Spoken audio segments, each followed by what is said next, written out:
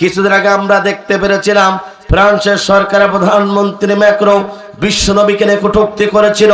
বাংলাদেশের তৌহিদি জনতারা টেকনাফ থেকে তেতুলিয়া, রূপসা থেকে পাথুরিয়া, সুন্দরবন থেকে বান্দরবন প্রতিটা ইঞ্চির মুসলমানেরা মাথায় কাপড়ের কাপড় বেঁধে গোটা বিশ্বে বিশ্বনবীর পক্ষে স্লোগান দিয়েছিল, আমরা সেই নবীর উম্মত। কথা বলুন ঠিক না ঠিক?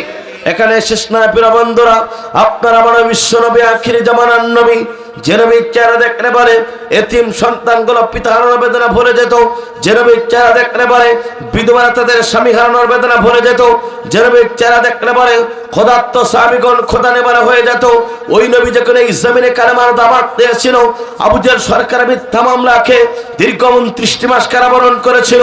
কারারুদ্ধ অবস্থায় গাছের লতা পাতা পর্যন্ত চিবিয়ে চিবিয়ে খেয়েছে, তারপরে বিশ্বনবী কালেমার দাওয়াত থেকে 1 ইঞ্চি সরে দাঁড়ায় নাই। আমরা সেই নবীর উম্মত। কথা বলুন ঠিক না বেঠে? এখানে শেষ নয় প্রিয় বন্ধুরা, আপনারা আমার বিশ্বনবী আখিরি জামানার নবী, এই জমিনে কালেমার দাওয়াত দেওয়ার কারণে তাইফে দুষ্ট যুবকরা আল্লাহ রাসূলকে টার্গেট করে বৃষ্টির মতন পাথর মেরেছিল। পাথর আঘাতপ্রাপ্ত হয়ে নবীর সমস্ত শরীর থেকে রক্ত বের হয়েছিল। তাইফের ময়দানে 3টি বার যেন বেহুশ হয়ে গিয়েছিল। তারপরে বিশ্বনবী কালেমার দাওয়াত থেকে 1 ইঞ্চি সরে দাঁড়ায় নাই। কথা বলুন ঠিক না বেঠে? এই জমিনে কালেমার দাওয়াত দেওয়ার কারণে আল্লাহ রাসূলের মাথার হেলমেট ফুটেছিল। এই জমিনে কালেমার দাওয়াত দেওয়ার কারণে উহুদের ময়দানে দাঙ্গা শহীদ করতে হয়েছিল। এই জমিনে কালেমার দাওয়াত দেওয়ার কারণে মাতৃভূমি ছেড়েছিল, পিতৃভূমি ছেড়েছিল, জুলুম নির্যাতনের শিকার হয়েছিল। এই জমিনে কালেমার দাওয়াত দেওয়ার কারণে রাসূলের প্রিয় সোনা সাহাবীগণ তারা পর্যন্ত হাত দিয়েছিল, চোখ দিয়েছিল, কান দিয়েছিল, বুকে রক্ত ঢেলে এই জমিনকে সিক্ত করেছিল। হাসতে হাসতে ফাঁসির মঞ্চে গিয়েছিল। নবীর একজন প্রিয় সাহাবায়ে কেরামরা পর্যন্ত পাতির শক্তির কাছে 1 সেকেন্ডের জন্য মাথা নত করি নাই। কথা বলুন ঠিক না বেঠে? আর উলামা ওয়ারাসাতুল আম্বিয়া, নবীদের উত্তরসূরি হচ্ছে হক্কানি আলেমগণ। সেই হক্কানি আলেমগণ গোটা পৃথিবীতে কালেমার দাওয়াত দিয়েছিল, ইসলামের দাওয়াত দিয়েছিল, জাতির লোকদেরকে জাহান্নাম থেকে বাঁচিয়ে আল্লাহর জান্নাতের পথের ঠিকানা ব্যবস্থা গ্রহণ করেছিল। যুগে যুগে যত ইসলাম বিরোধী কোরআন বিরোধী স্বৈরাচার শাসকরা ছিল, যুগে যুগে যত ইসলাম বিরোধী কোরআন বিরোধী স্বৈরাচাররা ছিল, ওই স্বৈরাচাররা মিথ্যা মামলা দিয়ে অসংখ্য আলেমকে ফাঁসির কাস্টে ঝোলানো হয়েছে, অসংখ্য আলেমকে মিথ্যা মামলা দিয়েছে, অসংখ্য আলেমকে পৃথিবীর বাস্তবে দায় গ্রহণ করানো হয়েছে। তারপর একজন হক্কানি আলেম পাখির শক্তির কাছে 1 সেকেন্ডের জন্য মাথা নত করে নাই। আফসোস লাগে, দুঃখ লাগে প্রিয় বন্ধুরা, লক্ষ্য করুন, যিনি গোটা পৃথিবীতে 50টা বছর ধরে কোরআনের তাফসীর করেছিল, কাবা ঘরে 3 দিনের থেকে আপনারা সুযোগ পেয়েছিল, 2 রাকাত নামাজ পড়ার সুযোগ পেয়েছিল, 4 ঘন্টা কোরআনের তাফসীর শুনে হাজার হাজার ইহুদি নাস্তিকরা কালেমা পড়ে মুসলমান হয়ে গিয়েছিল। তার জন্য গোটা বিশ্বের মুসলমান কালে, তার জন্য গোটা বিশ্বের সবচেয়ে জানাজার ব্যবস্থা গ্রহণ করা হয়েছে।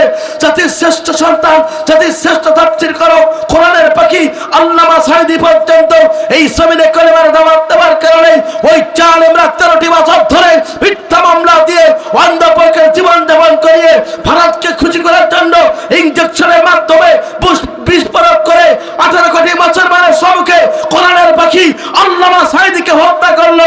তারপরে কোরআনের পাখি আল্লামা সাঈদী পর্যন্ত 1 সেকেন্ডের জন্য মাথা নত করে নাই।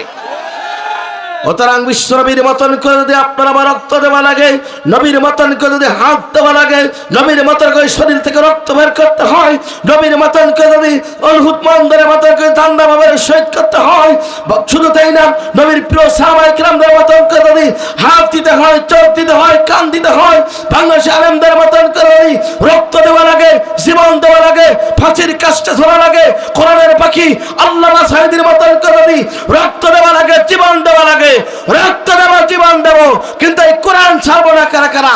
যদি হাত তোলা আল্লাহকে দেখিয়ে দেয় তারা তারা। লিল্লাহে তাকবীর, লিল্লাহে তাকবীর। আল কোরআনের আলো, দুনিয়ার মুসলিম, কোরআন হাদিস শিখানে, লিল্লাহে তাকবীর। কোরআন আমাদের সংবিধান, ওরাও সবাই তার বিজয় নিশান, নেতা আমাদের রাসূলুল্লাহ, লা ইলাহা ও লা ইলাহা লা ইলাহা ইল্লাল্লাহু মুহাম্মাদুর রাসূলুল্লাহ সাল্লাল্লাহু আলাইহি ওয়াসাল্লাম।